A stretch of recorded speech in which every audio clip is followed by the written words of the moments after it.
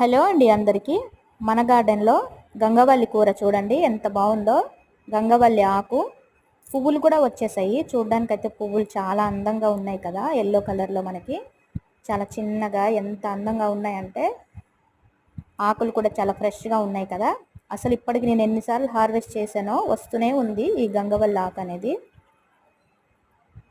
చూడండి, నీళ్ళు అయితే దీనికి ఫుల్గా వెయ్యాలి. ఒక్క పూట నీళ్లు వేయకపోయినా సరే మొక్కలు మొత్తం ఆకులన్నీ వాడిపోయినట్లు అయిపోతాయి. ఫుల్గా వాటర్ పోస్తూనే ఉండాలి. ఇది ఎండాకాలం కాబట్టి ఒక్కసారి మనం సీడ్స్ వేసుకున్నా లేకపోతే దానికి అది మొలిసినా సరే తీసే కొద్దీ వస్తూనే ఉంటుంది. దీనికి పెద్దగా కేర్ తీసుకోవాల్సిన అవసరం ఏమీ లేదు. అలాగే ఆకు కూడా చాలా బాగుంది, ఎటువంటి పురుగులు అవి కూడా లేవు. అన్ని కుండీలలో వచ్చేస్తున్నాయి చూడండి. ఇందులో కూడా అదేని, ఇంకా వేరే దాంట్లో కూడా ఉంది చూడండి. ఇందులో అయితే ఇప్పుడు ఇంకా స్టార్ట్ అవుతుంది. చాలా చిన్నగా ఉన్నాయి కదా మొక్కలు. Thank you.